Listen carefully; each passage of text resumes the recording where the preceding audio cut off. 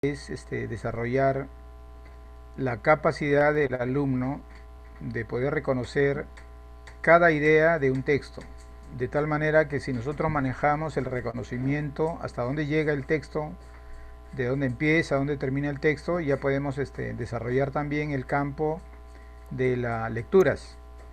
Entonces, ¿qué mejor conocer primero las partes para poder manejar o dominar incluso el todo, ¿no? Entonces, por eso es que como una especie de aprestamiento para la comprensión de lectura, tenemos las oraciones eliminadas, tenemos el plan de redacción, tenemos oración incluida o inclusión de oraciones, que es lo mismo. O sea, son varios capítulos que colaboran, ¿no? Incluso hay un capítulo más llamada parafraseo, que, bueno, nosotros aplicamos más bien los refranes, porque son más habituales, pero también sirve para la comprensión de lectura. Muy bien, entonces el objetivo de la oración eliminada es prepararnos para la comprensión de lectura. Bien, acá tenemos los ítems de oraciones eliminadas, miden la capacidad para establecer la cohesión temática, o sea, la unión de todas las oraciones en base a un solo tema. Porque un texto es monotemático, ¿no? Un texto no tiene varios temas. Podría decirse que tiene subtemas, pero en verdad la idea general es un solo tema. ¿Y para qué sirve más? Permiten evaluar si el estudiante es capaz de sintetizar información, o sea, resumir las informaciones.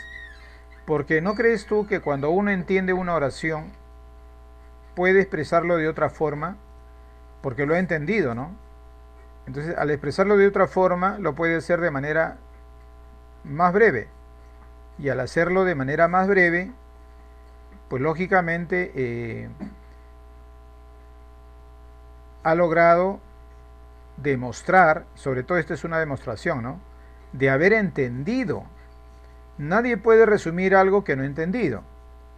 Es como, por ejemplo, nosotros vemos una película y no entendimos la película y alguien nos pide que le cuente. Tú al contarle no lo vas a poder hacer, ¿no? Quizás lo harás, pero de manera desastrosa, porque no entendiste la película, ¿no? Pero si tú has entendido la película, se lo vas a contar con lujo de detalles y lógicamente le vas a contar lo que a ti te pareció que era más bonito, mejor o más importante, ¿no? Y ese es el trabajo de síntesis, ¿no? Cuando uno ve una película y lo cuenta a otra persona de manera más breve. Es un ejemplo de cómo sintetizamos, ¿no?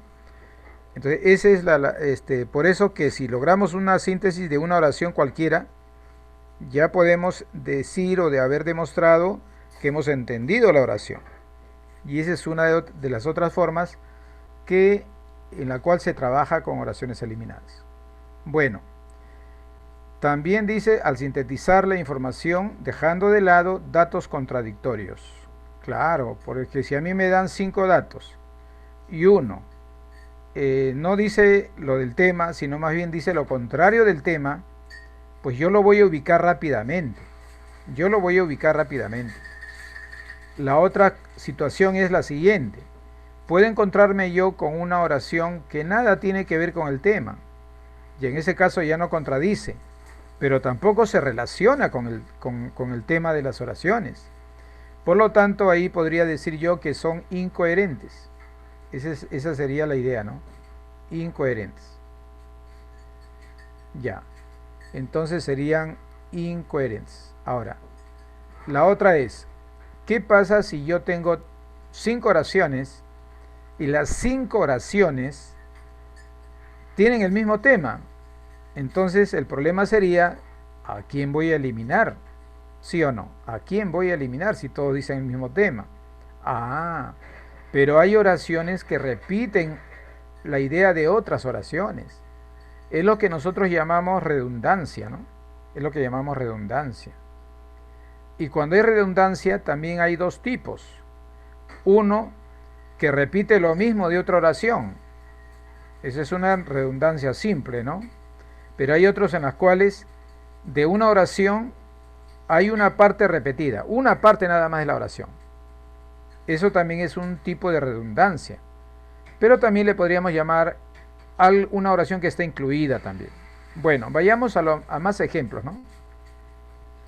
¿Cuál es la estructura de una pregunta de oraciones eliminadas? Bueno, las oraciones eliminadas se componen básicamente de dos partes. Primero la pregunta, ¿no? Y la pregunta, ¿cómo se plantea? Dice que el enunciado es el grupo de informaciones con igual tema, entre las cuales hay una que no concuerda. Esa, la que no concuerda con el tema, es la que eliminamos, ¿no? O repite la idea de otra información. Es lo que nosotros llamamos redundancia. Y la segunda parte serían las alternativas, ¿no? Ahora, las alternativas son 5 informaciones, de las cuales 4 son distractoras y una nada más es la respuesta. ¿Qué te parece? Y una nada más es la respuesta. Ya. Dice disociación o inatingencia. ¿Qué será eso? Disociación o inatingencia. Ah, ya. Es cuando no tiene relación, la oración a quien voy a eliminar no tiene relación con las otras.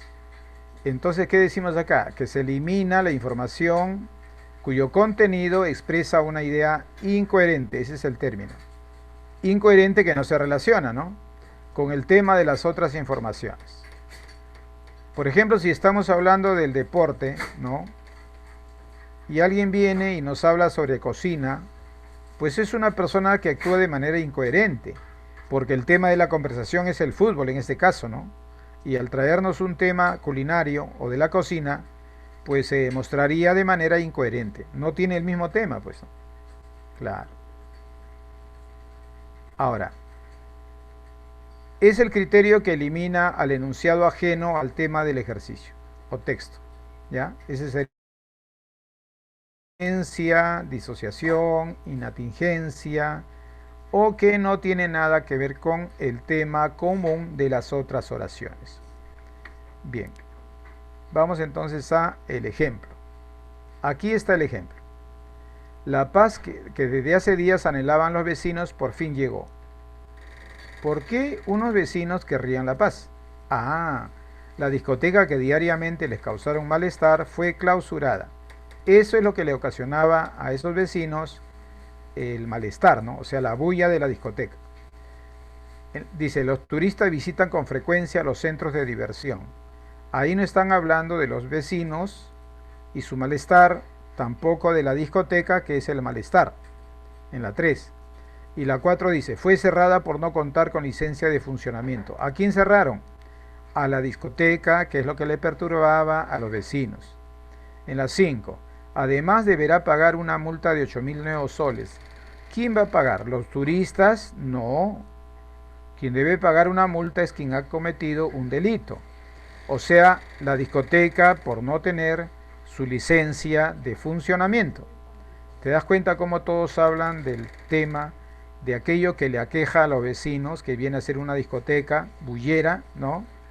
Y por lo tanto, la que no se relaciona con ese tema es la 3. Dice, los turistas visitan con frecuencia los centros de diversión. Y bueno, la discoteca no necesariamente es a la que se refieren, ¿sí o no? Porque hay cuantas formas de diversión también. Entonces en la explicación nos dicen que la oración 3 hace mención a los turistas, más no a la discoteca clausurada, que es el motivo de nuestra lectura o de nuestras oraciones como enunciado. Bien, continuamos.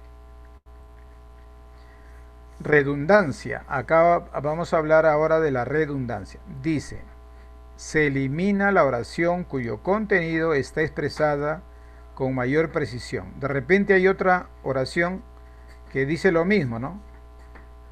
Entonces está repitiendo lo que dice en otra oración. ¿Y qué más? O también tiene mayor extensión. Claro, y como yo dije que está incluida en otra, significa que la otra tiene mayor extensión. Es decir, la oración eliminada es aquella que repite una información. Al repetir, no aporta nada nuevo. O bien aquella cuyo mensaje está mejor detallado en una posterior. ¿no? Claro, de repente yo tengo dos oraciones que se parecen, pero hay una que está mejor detallada, esa elijo, ¿no? Me ayuda, me ayuda. Pero dice lo mismo, pues, ¿no? Lo mismo. Bien, entonces el ejemplo, es un ejemplito, pues, ¿no? Un ejemplito. Acá está el ejemplito. Acá está el ejemplito. Mira, Hegesipo Moreau fue un gran cuentista y poeta francés. Hegesipo Moreau. Publicó un periódico satírico denominado Diógenes. ¿De qué estamos hablando? De un escritor. Y donde trabajó en un periódico satírico, ¿no? Ya, la 3 dice, sus poesías están en un volumen titulado Miosotis. Así se llamaba su libro sobre poesías. Bueno, cuando es un conjunto de poesías se llama poemario, ¿no? Poemario. En la 4 dice, fue un gran literato. Murió en el año 1838. Como te habrás dado cuenta, hablan de un personaje escritor, ¿no? Un personaje escritor. Y que escribe y dónde escribe, etc. Pero hay una oración que está repetida, ¿no? La oración 4 dice lo mismo que en la oración 1, ¿no? Y la 1 está mejor todavía porque tiene más datos. Al decir que fue un gran escritor, bueno, cuentista y poeta es un escritor. ¿Y qué dice la 4? Fue un gran literato. Pero la 4 está un poquito menos claro, menos detallado, ¿sí o no? Entonces la oración que se va sería la número 4, ¿no? Entonces vamos a eliminar la 4 porque está repitiendo una idea que ya está en el texto, ¿no? No necesitamos de ese dato. No necesitamos de ese dato. No estábamos hablando de un cuentista, ¿no? De un escritor. Listo.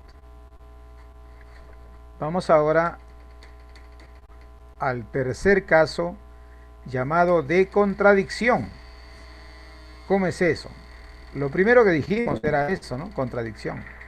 O sea que todos hablan de un tema y la oración eliminada habla del tema contrario.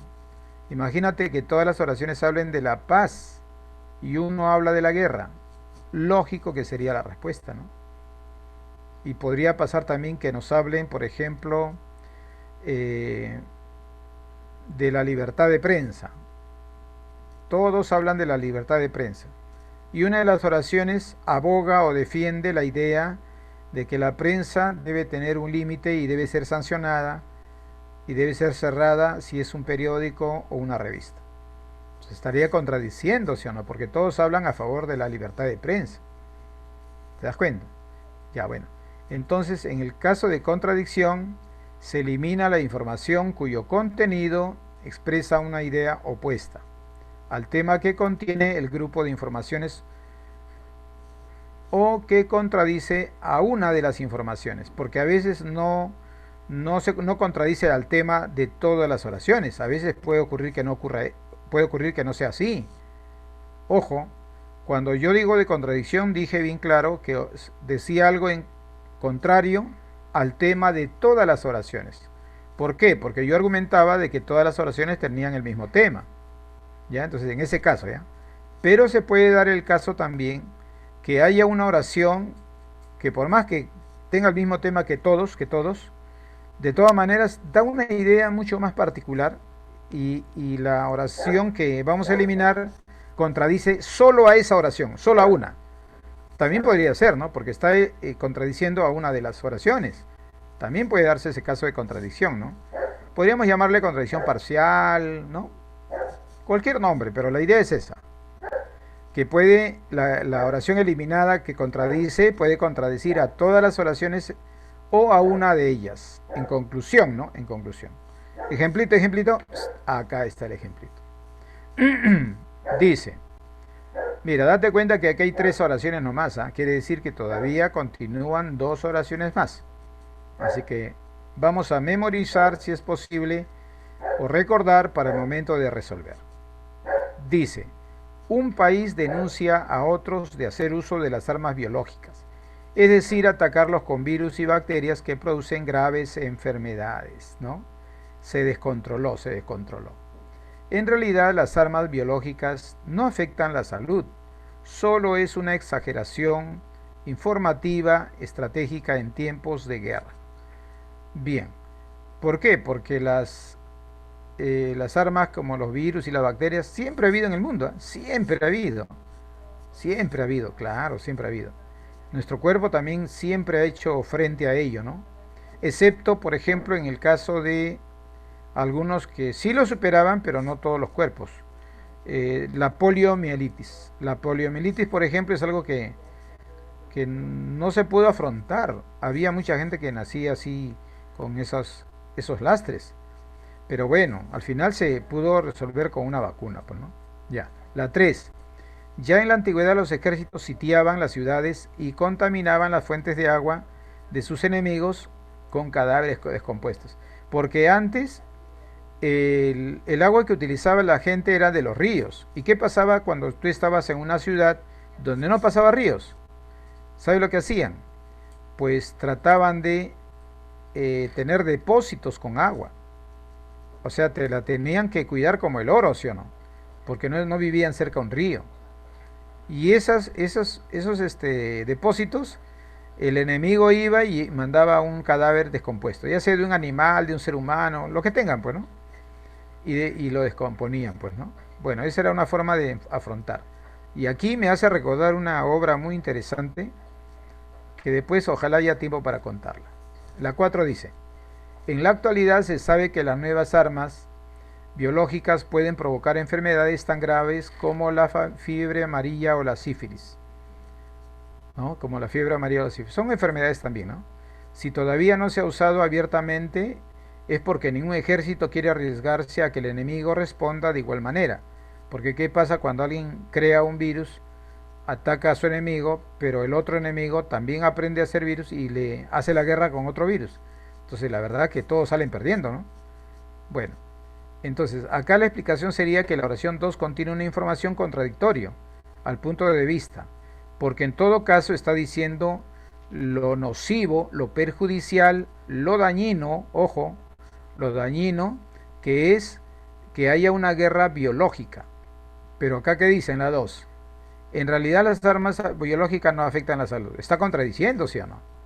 Si bien todo el texto se pasa diciendo que puede ser algo para vencer al enemigo, ¿no? Crear una arma biológica, pero la 2 contradice, porque dice solo es una exageración.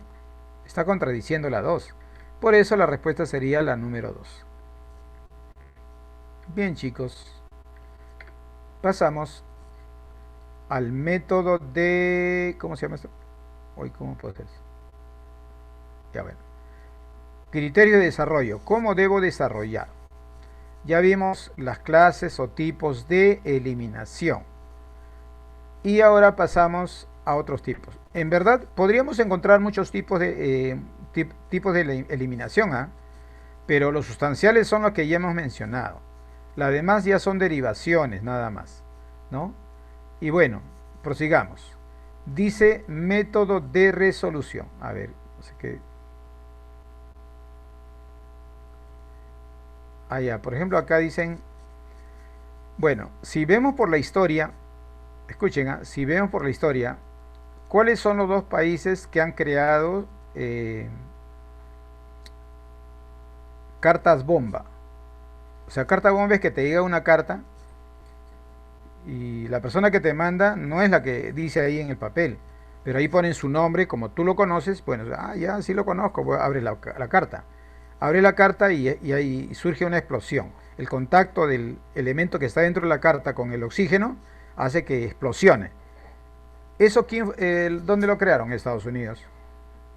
¿Cuál es el otro país que también crea así, crea armas así? Inglaterra. Los campeones, nada que China se queda pues rezagado, ¿no? Todo el mundo siempre la achunta a China, siempre lo anota, lo apunta, como es que le han dado el carácter de terrorista, todo eso, ¿no? Comunista, pero no tiene nada de comunistas, se va a ser dueño del mundo quizá. La cosa es que no abogo tampoco por el comunismo, ¿no? Sino simplemente las cosas tienen que decirse como son, ¿no? Y los campeones en crear ese tipo de torturas, de armas, todo eso son los campeones, son Estados Unidos e Inglaterra. Yo recuerdo haber hecho esta pregunta y ¿sabe qué decían? Que los alemanes eran los campeones en crear torturas. No, Inglaterra. Un ejemplo, por ejemplo, una persona está sentada, abren un caño, pero no todo el chorro, solamente una gota, y lo tienen ahí durante meses. ¿Sabes qué va a pasar con esa gota que le cae en la cabeza? Porque va a estar debajo del caño. Le va a hacer un hueco. Y no solamente le va a quitar el cuero cabelludo, hasta le puede hacer un agujero en la cabeza. Imagínate, ¿no? Tú dices, pero si el agua, ¿cómo va a ser? Ah, depende de qué altura cae, ¿no? Y la fuerza que va a tener. Y la constante caída en el cráneo. ¿Sí o no? Tú, no sé si habrás escuchado hablar de el bosque de piedras de Guayay, en Cerro de Pasco. ¿Que es tan igual o es mejor que la isla de Pascua en Chile? Hay una especie de eh, hay una especie de bosque de piedras. Ya, esas piedras tienen formas, ¿ah? ¿Y quién hizo las formas? El hombre no ha hecho las formas, es el viento. Por la fuerza eólica, el choque con la piedra le ha hecho huecos y le ha dado formas, ¿ah? ¿Cuántos años habrán pasado para eso? No sé, ¿no? Pero de que sí ha ocurrido así, sí, sí ha ocurrido eso. Ya, entonces, acuérdate, investiga eso del bosque de piedras de Cerro de Pasco, el bosque de Guayay. Y también en Chile también hay la isla de Pascua. Bueno, dice además, ¿qué debes hacer? Primero, recomienda, lee adecuadamente subrayando las ideas más importantes. Claro, pues, ¿no? Tengo que ver cuál es la importancia en una oración. Segundo, identifica el tema. También es otra recomendación muy buena. Si una oración tiene el tema diferente, esa será la oración a eliminar. Claro, si nosotros estamos viendo qué tema tienen y ahí encontramos una que no tiene, ya pues por ahí ya estamos sospechando, ¿sí o no? Y la tercera actitud frente a una pregunta sería, reconoce la oración impertinente, o sea, inoportuna, innecesaria, por alguno de los criterios de eliminación. Por ejemplo, es impertinente hablar de la palabra cuídate, ¿no? Todo el mundo cuando se despide dice cuídate, cuídate, cuídate. Bueno, no tiene sentido porque se supone que todos tenemos que cuidar, ¿no? O sea, porque te dicen cuídate, tú te vas a cuidar y si pues, no te dicen cuídate, no te vas a cuidar. No, todo el mundo está salvando su pellejo. O sea, esa palabra está de magia. La otra es, están hablando por, ¿cómo se llama? En forma virtual, y dice un abrazo a la distancia. Pero si estás a la distancia, no es necesario que lo digas. También es una, bueno, ya, mejor no hablamos de eso. Dice, reconoce la oración impertinente. Ese es algo impertinente, ¿no? Hablar de distancia, de cuídate. Porque si yo le digo a una persona que mira en su presentación, se viste bien, se ducha bien, tiene las uñas bien recortadas, ¿no? Sus dentaduras bien limpias, bien peinado, yo le voy a decir cuídate. No, ¿no? Es como si yo te dijera a ti, tú que eres estudioso, que estudias mañana y tarde, 12 horas al día, tú que estudias tanto, y yo te diga, oye alumno, estudia. Es una ofensa, ¿no? Una ofensa, claro. Igualmente cuando me preparaba también me preguntaron, ¿y jovencito, qué hace usted por la vida? Y dije, bueno, estoy preparándome para ingresar a la universidad porque yo voy a ingresar a la universidad. ¿Y sabes lo que me dijeron? Estudia, me dijeron. Ojalá ingreses. Para mí fue un insulto, ¿no? Porque yo hasta, si es posible, ni comía por estudiar. Bueno, entonces ahí dice que es impertinente, pues, ¿no? Y por último, marca pues la clave que tiene el número de la oración. Así de simple. Vamos a la primera. Chicos, acá tenemos la primera. Las primeras manifestaciones teatrales aparecieron en Grecia como rituales religiosos. Sí, oye, el teatro, ¿cómo apareció? Interesante, ¿eh? Primero tú sabes que el origen del teatro, yo he visto que esto le han preguntado a muchas personas, y yo supongo que sabrán, ¿no? Bueno, yo voy a decir mi parte, ¿no? Mira, en el teatro, primero que el teatro, ¿cómo apareció? Primero apareció en Grecia, va uno. Segundo, ¿apareció de frente como teatro? No, hubo todo un proceso. Primero, se hicieron composiciones, o sea, poemas. Después se hicieron novelas, cuentos. Después de escribir todo eso, alguien tenía que recitarlos. Entonces había ¿cómo se llama? El declamador, pues, ¿no? Comenzaba a recitar, a recitar. Y había gente que estaba a su costado y que cantaba, haciendo una melodía, ¿no? Para acompañar a la declamación. Y después, poco a poco, esas personas que cantaban le daban partes de la poesía, ¿no? Y así fueron introduciéndose personas a la declamación. Entonces, al acercarse allí, a la declamación, entonces ya tomaron, tenían que expresar lo que decía el poema, con máscaras, ¿no? Y para no cambiarse la ropa, se cambiaban de máscara nada más, ¿no? Máscara de un anciano, máscara de uno que se reía, otro que estaba triste, o de un niño. O sea, no se cambiaban toda la ropa, solamente la máscara. Pero después se dieron cuenta que podían cambiarse también la ropa y representar de otra manera. Y así fue consolidándose el teatro. Así se formó el teatro. Fue todo un proceso largo, ¿no? No fue de la noche a la mañana. ¿Y los creadores quiénes son? Los campeones, pues los griegos. Claro. Bueno, vale recordar esta idea, porque muchos dicen que el teatro nació y punto, ¿no? Pero ¿cómo nació? Es lo que no cuentan, pues. Ya, dice, las primeras manifestaciones teatrales aparecieron en Grecia como rituales religiosos. Luego vienen la tragedia y la comedia. El teatro continúa en la Edad Media como una manifestación litúrgica o religiosa, pero poco a poco se va paganizando, saliendo a calles y plazas y a las ferias.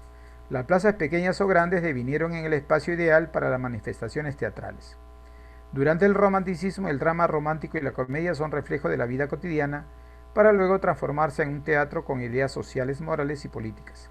Él toma diferentes formas, pero su teatro contemporáneo, mensajes, sigue siendo el mismo. Cada autor y cada escuela le da un sello particular influenciado por el movimiento social y política que vive.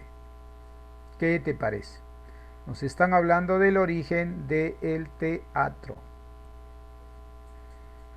Ya. Ustedes tienen esto, ¿no es cierto? Ya. O sea que puedo dejar de compartir. Claro, puedo dejar de compartir y ustedes pueden estar desarrollando esa pregunta, ¿no? A ver, vayan desarrollando, por ejemplo, esa pregunta.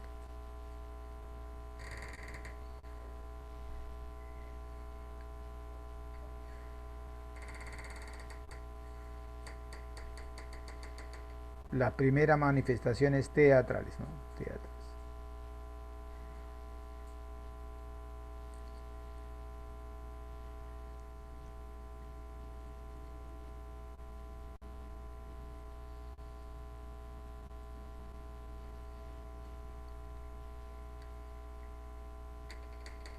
Ya están desarrollando, ¿no? Desarrollen. Desarrollen.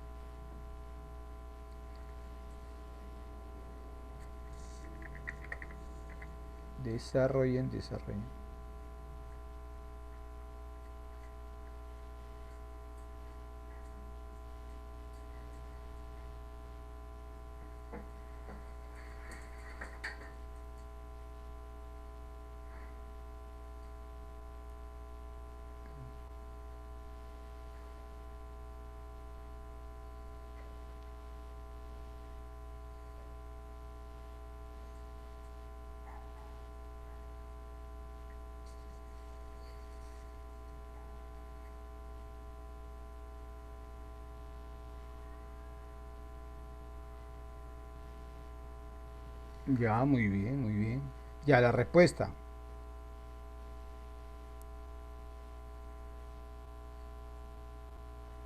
En este caso, la respuesta sería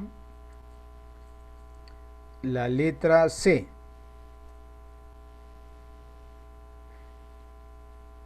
O sea, la 3, ¿no? Esta sería la respuesta. La letra C.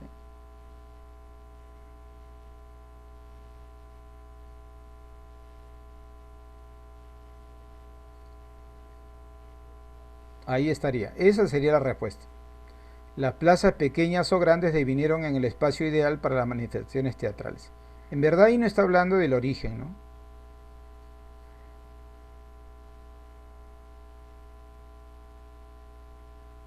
Ah, ya. Listo. Vamos ahora al número 2. El cálculo del volumen de los cuerpos generalmente se realiza a través de fórmulas y de manera indirecta.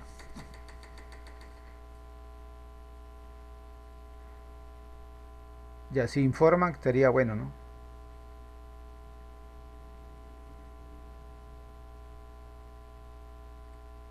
Ya, mientras ustedes van resolviendo, vamos dando una información.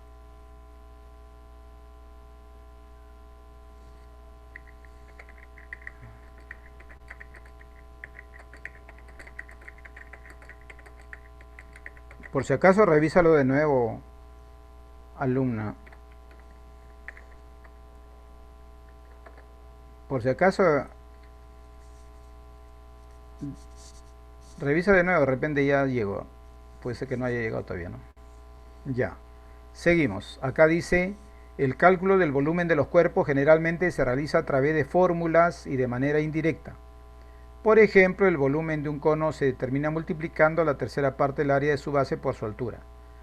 Acá está diciendo cómo se calcula el volumen de los cuerpos, ¿ah? Y aquí a qué se está refiriendo. Dice,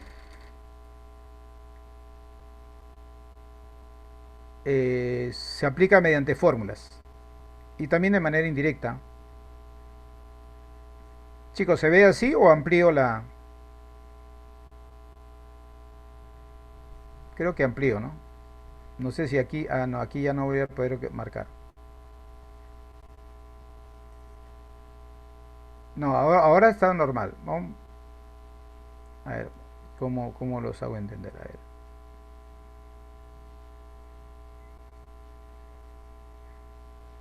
Ya miren, si yo lo dejo así, ¿se ve bien?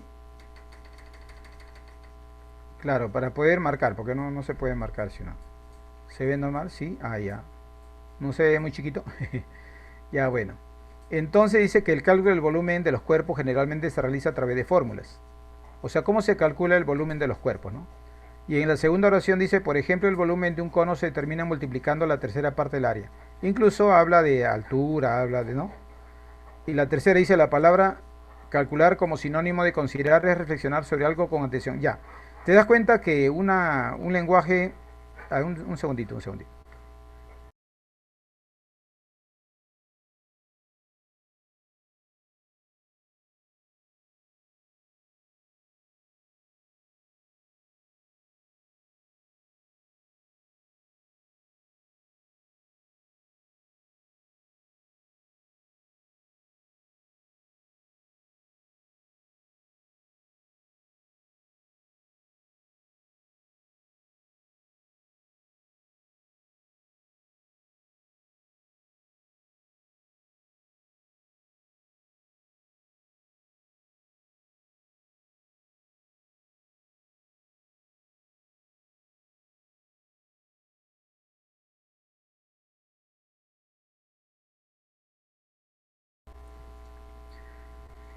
Ya, pero te das cuenta que en la 3 es un análisis lingüístico, ¿sí o no?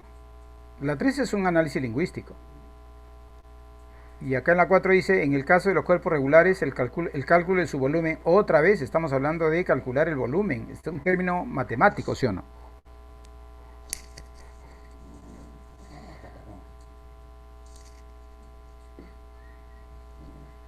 Dice, no ocurre lo mismo con los cuerpos irregulares. Otra vez un análisis matemático, pues, ¿no? Entonces, ¿qué quiere decir? Que la respuesta sería la número 3. Claro. Sería la número 3. ¿Por qué? Porque me están hablando de qué. Me están hablando de... Me están hablando de la palabra calcular como sinónimo de considerar. ¿Te das cuenta?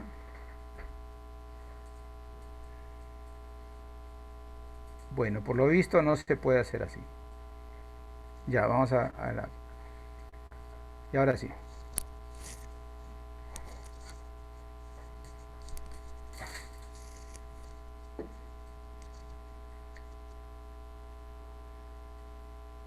Ya, el cálculo del volumen de los cuerpos generalmente se realiza a través de fórmulas y de manera indirecta.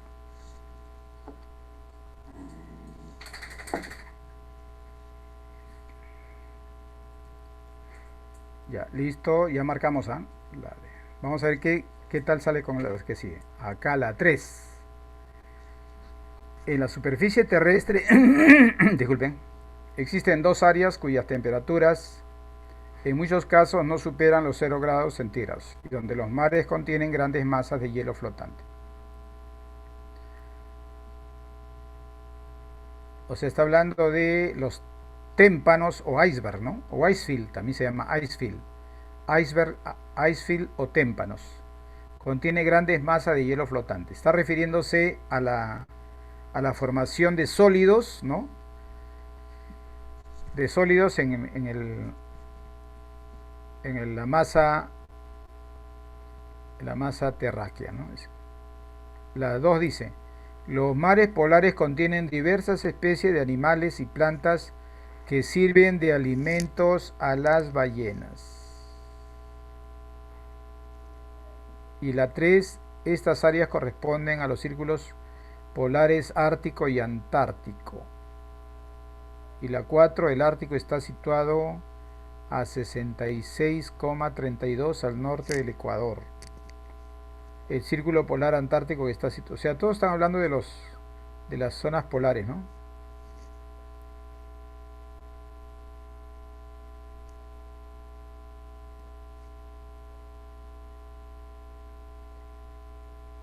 Claro, muy bien.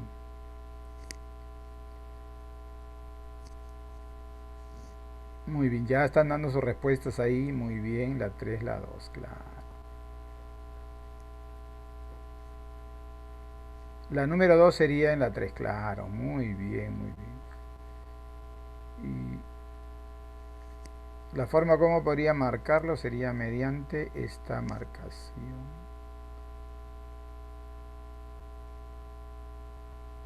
Marcado, ya está, ahora sí.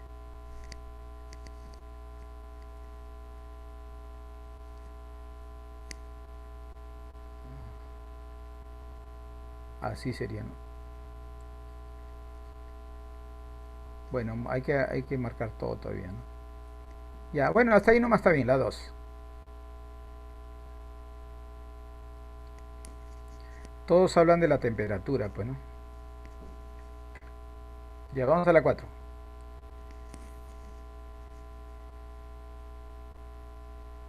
Muchos trabajadores están expuestos a determinados agentes nocivos en su ambiente laboral.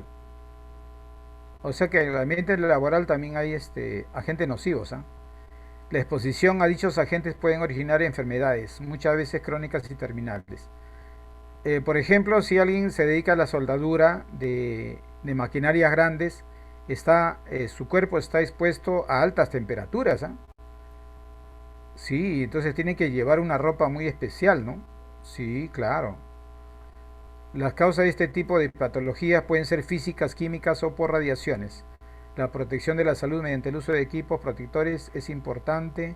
Así la exposición a los rayos puede generar diversas afecciones. Entonces, ahí ya están respondiendo también. Ahí está, muy bien. Oh, qué bien, Cusi. Correcto, Cusi. Correcto. Correcto, Cusi. Ya están respondiendo por ahí, ¿ah? Su compañera ya respondió. Muy bien, Prado, muy bien. Cusi y Prado han respondido correctamente. Muy bien, muy bien.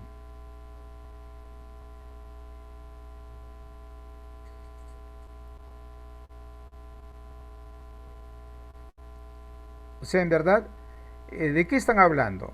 De todo aquello que es riesgo en el trabajo. Los riesgos en el trabajo, ¿sí o no? Pero la que no habla del riesgo en el trabajo es esta. A ver, vamos a marcar ahora. Ojalá ya me salga el color rojo porque no puedo ver bien. Y ahora sí. El que no habla de esos riesgos es esto. La protección de la salud. Eso no es riesgo, ¿no? En cambio el resto sí me habla de cuáles son los riesgos en el ambiente laboral. O sea, Cuando está una persona trabajando, ¿qué riesgo puede tener? Todos mencionan a esos riesgos, excepto la 4. Excepto la 4. En la pregunta 5 dice, para sus fines la psicología observa, describe y explica. Allá, primero debo decir quiénes han respondido. Claro, muy bien. De Prado también respondió, muy bien. Prado también respondió. Ya. En la pregunta 5 me dice, para sus fines la psicología observa, describe y explica los fenómenos psicológicos. ¿Cuáles son los fines de la psicología, ya? ¿Cuáles los fines? Los tipos caracteriales se definen según el modo peculiar de comportamiento. Tipos caracteriales quiere decir los tipos de caracteres que existen, ¿ya? Los tipos de caracteres que existen. Y la 3 dice, los métodos de la psicología son la introspección, la extrospección y la experimentación, entre otros. O sea, está hablando de qué cosa utiliza la psicología en su estudio. La 4 dice, los fenómenos psíquicos son subjetivos, temporales y no perceptibles por los sentidos. En la 4 está hablando no de los elementos que utiliza la psicología, ¿sí o no? No está, ¿no? Sino está calificando, calificando a un fenómeno psíquico, que ya no está hablando de qué instrumentos, qué actitudes realiza la psicología para su estudio. La 4 no aporta eso, ¿no? Y la 5 dice que la psicología es la ciencia que estudia los fenómenos de nuestra experiencia mental. O sea, está diciendo qué es lo que usa. Entonces la respuesta en la pregunta 5 sería esta, ¿no? Ahí está, lo voy a marcar, que los fenómenos psíquicos son subjetivos temporales. Y esto no vendría a ser lo que explica qué cosa hace la psicología. Porque aquí está hablando de un tema de la psicología, más no habla de la función de la psicología, ¿no? Por eso que la 4 es la que se va. Vamos ahora a la pregunta 6. Ya. Dice, la conquista significó la evangelización forzada y no forzada también. O sea que habían algunos indígenas que sí se prestaban, pues, ¿no? a la evangelización. Conclusión, hasta ahí nos están hablando de la evangelización como parte de la conquista, ¿sí o no? Que es una forma de presentarse la conquista. O sea, la conquista no solamente puede ser a simple balazo, a cuchillazo, ¿no? También puede ser una conquista de manera religiosa, ¿no? Ya, en la 2 dice, ya en el año siguiente del descubrimiento, Alejandro VI exhorta al rey de Castilla. ¿Qué le pide al rey? ¿Qué le pide? Quiera y deba inducir a las poblaciones de islas y tierras a acoger a la religión cristiana. O sea, aboga para que subsista, perviva, continúe la función evangelizadora y así conquistar al indígena, ¿no? La 3 dice, para Huatzell, la expedición de Colón coincide con una nueva era para Europa. La expedición de Colón. O sea, y ahí está hablando de la expedición de Colón, ¿no? La 4 dice, así fue como se inició una expansión territorial. En verdad está hablando de la conquista, y una expansión territorial también es la conquista. Mientras tanto, en Europa se desarrolla el debate respecto a la naturaleza humana de los indios. Ya, conclusión, la oración respuesta sería la 4, muy bien. En la pregunta 6 sería, a ver, la 4 dije, no, la 3. La 3 es, Paraguay, si la expedición de Colón coincide con una nueva era para Europa. Pero te das cuenta que en la 3 no está hablando de cómo manejar el nuevo mundo, cómo dominarlo. Y una de las formas que trata de hacer es trayendo la evangelización. Es una forma de dominar. Ya, entonces la 4 sería, la 3 sería, estoy con la 4 cada rato. La 3. Ya. Y lo marcamos, pues, ¿no? Claro, lo marcamos. Ya, listo. La pregunta 7. Dice, la restauración se ocupa de reparar el deterioro de un objeto histórico. Oye, ¿sabías que es una profesión eso de la restauración? Actualmente es una, ¿cómo se llama? Como nosotros tenemos pues bastantes cosas que restaurar, ¿no? Sí, actualmente existe, ¿ah? Existe esa nueva profesión. Pero hay que tenerle gusto, pues cualquiera no va a ser un restaurador, ¿no? Ya te estoy avisando, de repente es tu futuro. No sé, de repente no se gana mucho, ¿no? Pero ya, y ahí su compañero ya dio la respuesta. Es correcta su respuesta. Ya, la 2 también habla de la restauración.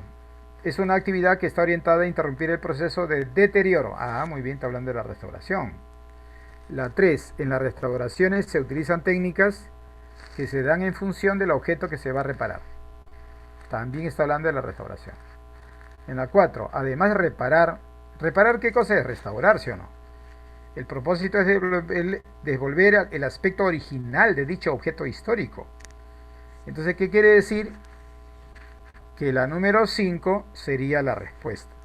¿Por qué? Porque no nos están hablando de la restauración, no nos están hablando de la restauración. Nos está hablando que los objetos históricos son patrimonio de cada grupo humano. En este caso del Perú sería Machu Picchu, sería el Huayna Picchu, sería, ¿cómo se llama el que está cerca? Caral, el que está cerca al Cusco también. Hay otro, ¿no? No me acuerdo ahorita cómo se llama. En el Cusco, o sea, han encontrado otro más grande que el Cusco, ¿eh? Sí, sí. No sé ahora quién será dueño, pero porque Chile es el dueño de Machu Picchu.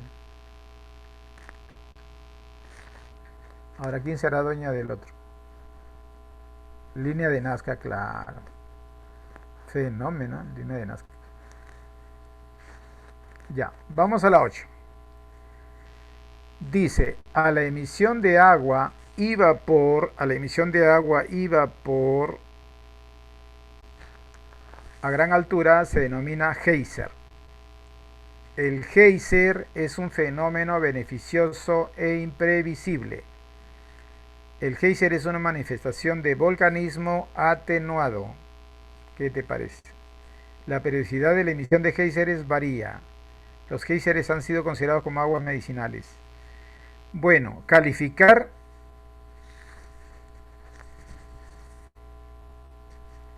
Ya están respondiendo por ahí el 8. Muy bien. Muy bien. Prado, muy bien. Esa es la respuesta. Claro. Claro, en sí está describiendo al geyser, ¿no?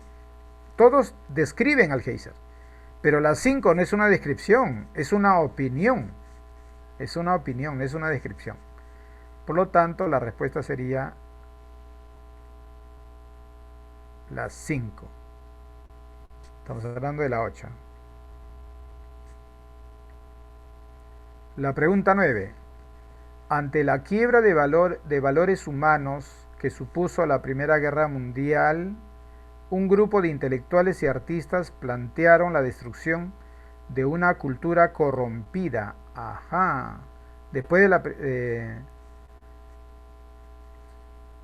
después de la Primera Guerra Mundial se dijo, ¿no? Que no había valores humanos, pues, ¿no? Y por lo tanto dijeron que la cultura que había, pues, estaba corrompida. ¿Y qué plantearon? La anulación, ¿no? Bueno, acá dice destrucción, pero es anulación, ¿no? Eliminación, también podríamos decir, ¿no? Y dice que los integrantes de este movimiento propusieron acabar con el arte establecido. O sea que el arte incluso estaba contaminado. Imagínate para que veas cuál era el nivel, ¿no? La 3 dice, el dadaísmo aplicó nuevas técnicas y materiales nuevos, nuevos medios expresivos también. En la 4 se burlaban de piezas artísticas que habían sido veneradas durante siglos en museos. Los valores artísticos tradicionales fueron rigurosamente asimilados. O por si acaso el último es 5, pues, ¿no? Ahí se lo 4, pero es 5. Y lo dijo el chat. Muy bien, Prado, muy bien. Esa es la respuesta. Muy bien, Pure, muy bien, Pure. Hoy, ¿dónde estoy? Estoy regresándome.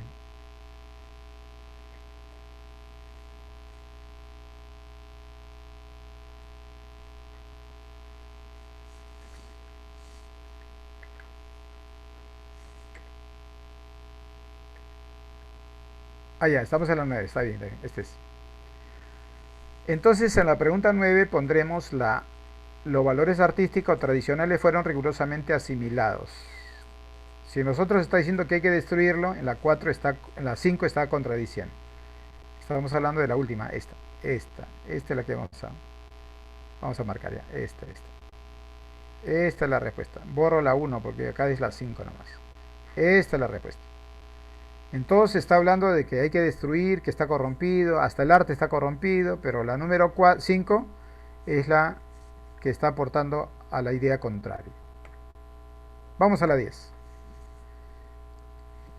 A ver, ustedes en verdad están respondiendo casi todos, pero no todos también hay que agregar eso. Tienen que responder casi todos. Todos en algún momento hemos dicho entre lágrimas, estoy sufriendo por un amor que no vale la pena, sufrimos porque descubrimos que damos más de lo que realmente recibimos, el esfuerzo que imprimimos al dar nuestro amor no es reconocido por la contraparte, los seres humanos estamos exentos de toda influencia emotiva a pesar de todo. Oye, si dice que no tiene influencia emotiva, no habla del amor para nada, ¿sí o no? Entonces la 4 debe ser supuestamente hasta ahí, ¿no? Y la 5 ¿qué dice? Sufrimos porque no conseguimos imponer nuestras reglas. En todo está hablando del sentimiento, ¿no? Del amor, del sufrimiento. Pero la 4 dice que no pasa nada, está libre de toda influencia emotiva. Entonces en la pregunta 10 sería la número 4. Vamos a marcar ahí la 4, ¿ya? Porque no, está hablando de la idea contraria al sentimiento y al dolor del resultado del sentimiento, ¿no? Ahora vamos a... Muy bien, muy bien. Pure, muy bien Prado, muy bien Cárdenas, muy bien. Hay varios ya que han respondido. Eso me gusta, eso me gusta. Ya, acá que dice. En un plano superficial, la educación aparece como un fenómeno relativamente simple. Claro, a simple vista, enseñar es fácil. Conjunto de acciones realizadas por personas que tienen conocimientos sobre diversas materias para transmitírsela a otras personas que no los tienen. Bueno, las primeras de esas personas reciben el nombre de profesores o maestros y la segunda de alumnos o estudiantes. Hasta ahí estamos describiendo la educación. Las 4 dice, sin embargo, un examen más detenido de esa concepción permite ver que tal fenómeno es mucho más complejo. O sea, está diciendo, al comienzo dice que es sencillo, termina diciendo que en verdad no es sencillo, sino complejo. Y la 5 dice, porque no solo compromete a alumnos y estudiantes de una escuela o centro de estudios, sino también a maestros. Ya, si te das cuenta, todos hablan del mismo tema. Todos hablan del mismo tema. Entonces, ¿qué voy a hacer? ¿Qué se hace cuando todos tienen el mismo tema? Eliminamos aquel que está hablando eh, algo repetido. Claro, algo repetido. ¿Y quién será? ¿Quién será quien está hablando de algo repetido? Vamos a ver qué dice el chat ya. No dieron, no dieron. ¿Ah? Muy bien, Prado, esa es la respuesta. ¿Quién de ellos no habla, o mejor dicho, habla de algo repetido? ¿Quién habla? La número 5. ¿Por qué, profesor? Porque acá dice que no solo compromete a alumnos y estudiantes, también a la escuela o centro de estudios, y también a maestros. Y eso ya está dicho ahí antes, ¿sí o no? Claro, acá dice profesores, maestros, también a los alumnos, estudiantes, también está, ¿sí o no? Claro, entonces la respuesta sería la número 5. Ya vamos a la 12. La arquitectura no es una profesión fría. Profesión fría, ¿cómo es eso? Todos los arquitectos tratamos de volcar nuestras inquietudes, nuestra historia, nuestras vivencias en los proyectos que desarrollamos. Existen pocas artes como la arquitectura que nos exigen una progresiva disciplina. Hay una búsqueda constante de un lenguaje arquitectónico en cada uno de nosotros. Buscar espacios o ambientes amables, naturales y domésticos es una forma de emitir mensajes. Ajá.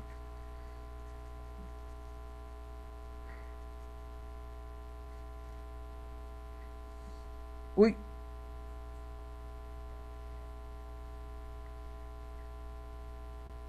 la tosé.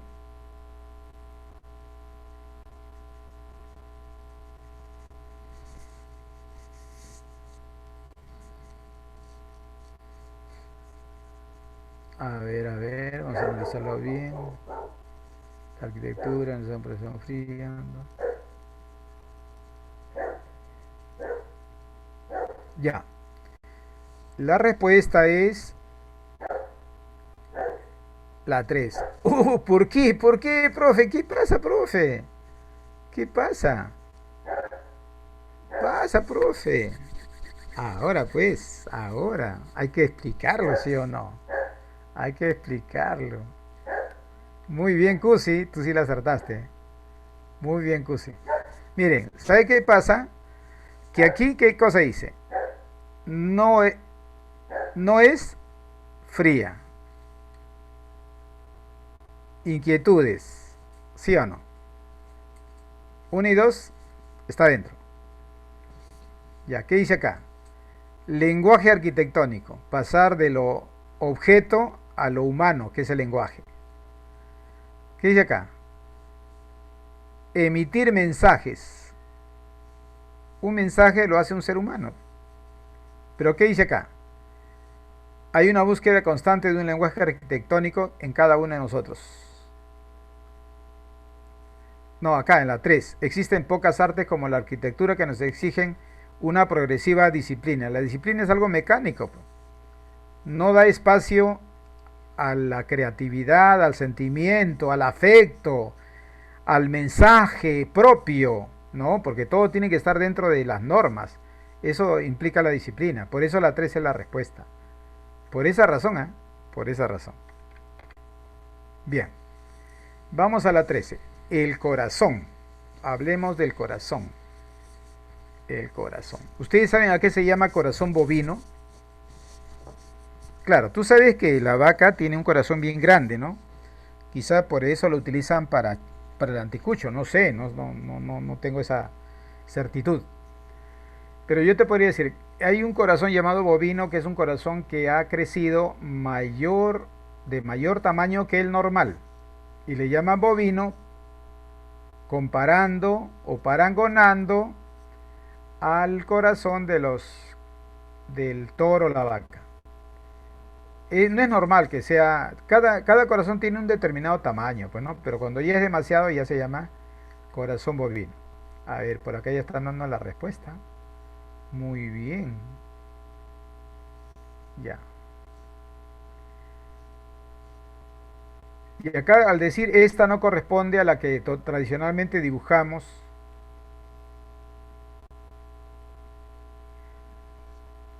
Lógico, ¿no? Todos están describiendo a ese órgano, pero las tres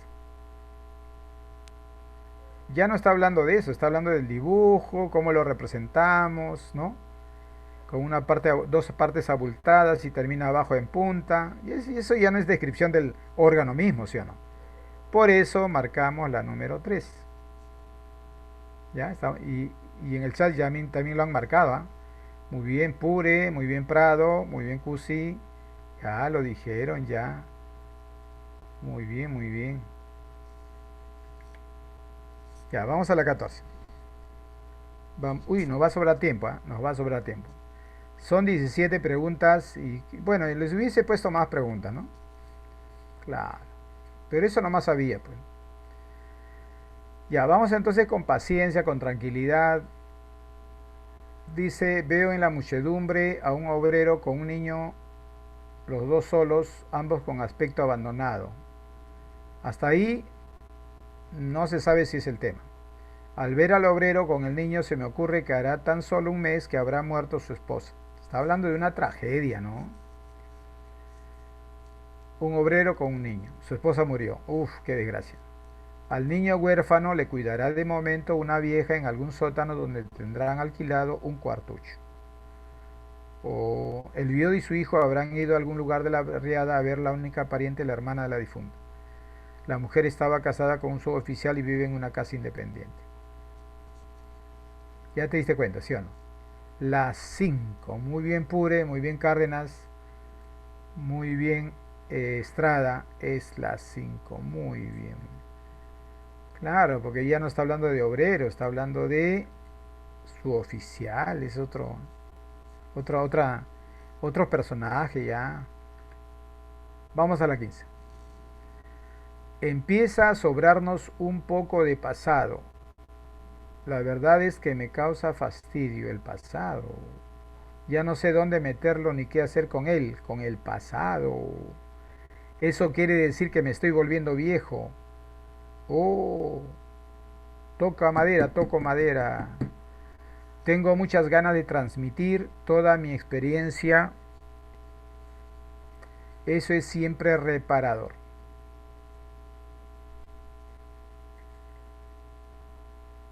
Sobra, fastidia, no sabe qué hacer, vuelve viejo. Reparador, reparador, señores. Esta es la respuesta, ¿sí o no? Las 5. Y ya lo dice el chat, ¿eh? Muy bien, lo dijo Estrada, Prado, Cusi, muy bien. Reparador, se está dando una imagen positiva. En cambio en el resto está hablando pues de algo que le molesta, le aburre, le vuelve viejo. O sea, cosas pesimistas, ¿no? Decadentes. Claro. Entonces la respuesta sería las 5. Tengo muchas ganas de transmitir toda mi experiencia. Eso es siempre reparador. O sea, yo pienso como el 5 y no como el 1, 2, 3, 4. Porque hay gente que está esperando las vacaciones, ¿no? Sí, está esperando en descansar, nomás. Se descansa en la tumba. Si en la tarde puedes divertirte, te relajas, ya suficiente, ya para qué más. Ya bueno,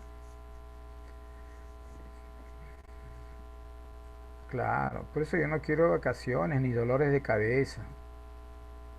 Solo quiero a mis amigos, una fiesta y una cerveza. Oh, me salió en verso. 16. Se cree por error que la cultura es saber. ¿Te acuerdas de la pregunta que le hicieron a un político peruano? Le dijeron, ¿qué piensa usted, qué propuestas tiene su agrupación respecto a la cultura? Y el hombre pues se puso ahí, se acomodó para hablar y dijo, en el aspecto de la educación, y el otro lo rectificó, no le pregunto sobre la educación, le pregunto sobre la cultura. Y educación es saber, cultura es otra cosa, es mucho más amplio.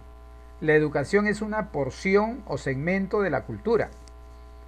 La cultura es todo lo que nos rodea, nuestras costumbres, nuestras comidas, nuestras danzas, nuestra forma de atender al extranjero. Todo eso es nuestra cultura, nuestra forma de vida. Todo eso es nuestra cultura. Por eso es que, ¿sabías tú que los chilenos quieren tener nuestra cultura? Claro, quieren tener nuestra cultura. Ellos aman nuestra cultura. Y no está mal. No por eso voy a odiarlo. Ni modo. Si alguien quiere parecerse a ti, ¿por qué será? Pues no. Por algo bueno será. Esa es la cultura. En cuanto al saber, ellos nos ganan, pues. En cuanto al saber, los chilenos nos ganan. Estudian más. Son más educados. Claro. Sí, son más educados. ¿Dónde he visto un chileno que bote la cáscara de plátano al suelo? ¿Dónde has visto tú que un chileno le falte respeto a un carabinero? No. Cuando protestan, protestan con respeto. Claro. Eso no es falta de respeto a una protesta. Protesta es ser grosero, ¿no? Te pone una multa, ya pues, y lo pecha todavía. Eso es ser grosero. Está en falta y encima lo pecha. ¿Quién está en falta? El que no tiene licencia, está con su carro. Ese es una forma diferente. Ellos son más preparados, más cultos. Y yo no lo digo que nosotros no podamos serlo. Lo podemos dar duro. Pero si no te pones a estudiar, si te pones a jugar nomás, no pasa nada. Así de simple. Ya, muy bien, acá ya están dando la respuesta. Muy bien. Ya dijeron. Ya. Ya.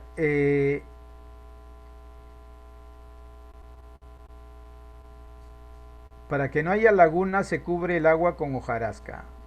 pero cuando se intenta transitar sobre el terreno firme se comprueba su escasa solidez. Es cierto que la cultura es saber integrado, pero ello no quiere decir saber calidad, sino cantidad. Y aquí habla de la cultura también.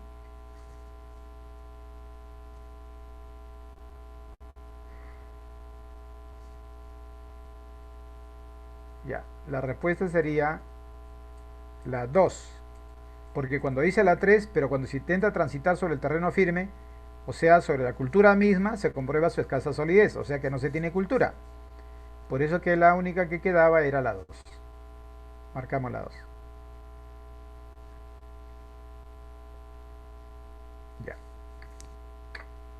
Oh, ya, esta es la última. Esta es la última. ¿Qué? Ah, ya estoy retrocediendo, hermano. Sí, está bien, está bien. Esta es la última. A ver, ¿qué dice? Estoy arruinado, me dice un amigo que acaba de perder su modesto trabajo de profesor. Bien difícil, ¿no? Pero ocurre. Exageras, le digo, porque los pobres siempre han estado arruinados. O sea, ¿qué está diciendo? Que el profesor es alguien arruinado. No siempre, ¿no? Pero superarás hoy esta situación. Solo los ricos tienen el privilegio de arruinarse. Aunque también es verdad que un rico arruinado será siempre menos pobre que un pobre rico. Ajá, interesante, ¿ah? Ya, ¿cuál marcarían? Ya por acá dijo su compañera, ¿no? Su compañera ya dijo una respuesta. 17 estamos, ¿ah? Ah, no, todavía no han respondido. Todavía no han respondido. La 17 nadie ha respondido todavía. Vamos a ver, ¿qué pondrían allí?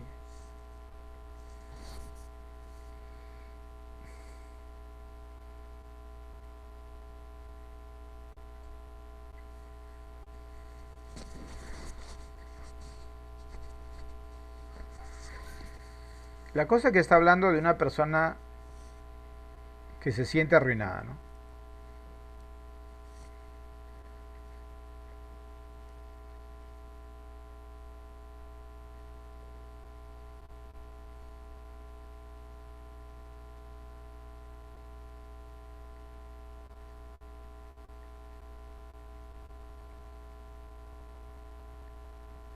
Ojo, mira, un rico arruinado será siempre menos pobre.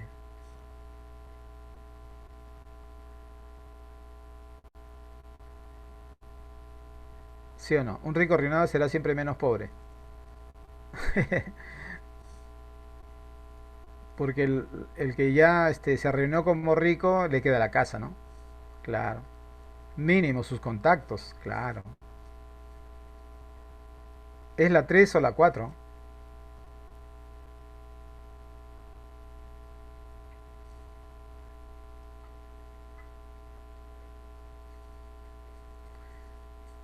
Uno de sus compañeros ya dio la respuesta.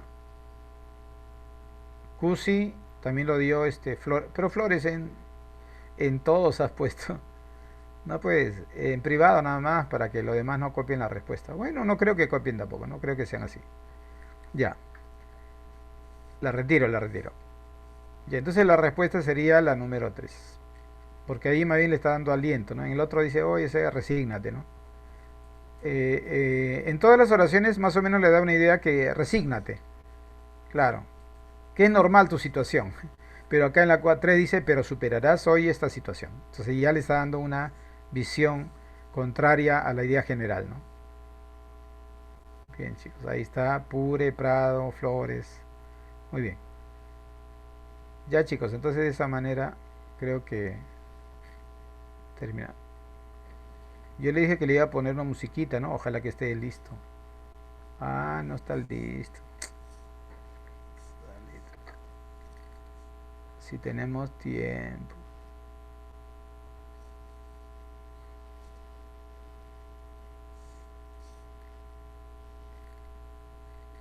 Claro, acá está, pues sí está, por supuesto. Espérate un ratito, espérate un ratito, pues.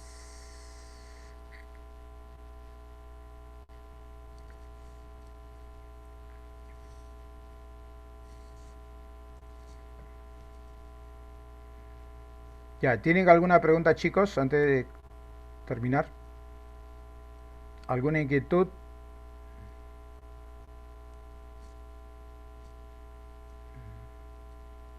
Ya, a ver, un resumen, pregunta.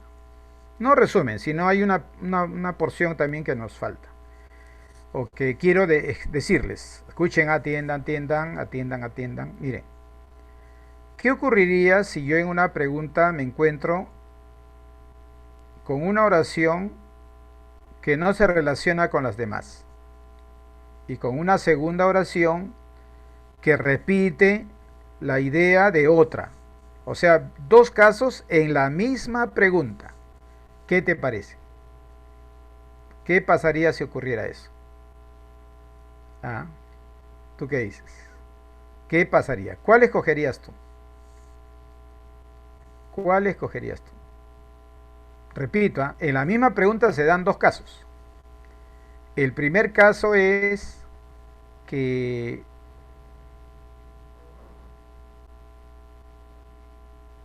que una no se relaciona con el resto y el otro caso es que repite la idea de otra oración.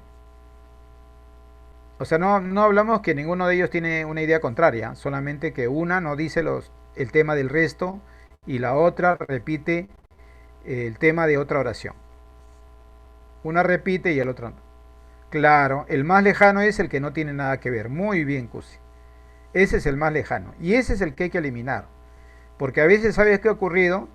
Que han planteado una pregunta, ¿no? Han planteado una pregunta y ha habido los dos casos. Entonces el alumno vio que había una oración que repetía, que redundaba, y de frente lo marcó. Pero no se tomó la paciencia o la calma de leer todo otra vez y ver si había otra que se alejaba. Entonces ahí se incurrió, ¿no? Se incurrió en un error. Claro. Entonces ya sabe, siempre que tengas dos casos juntos en la misma pregunta, se elimina el más lejano. Y el más lejano es el que no tiene el tema. Porque puedo yo encontrarme con una pregunta que tiene dos casos y el que va a quedarse es el redundante, porque siquiera tiene el tema del resto. Siquiera. Ya bueno, en esas circunstancias. Esa circunstancia sería. Ya chicos, entonces me voy a despedir con una canción. Vamos a despedir con una canción.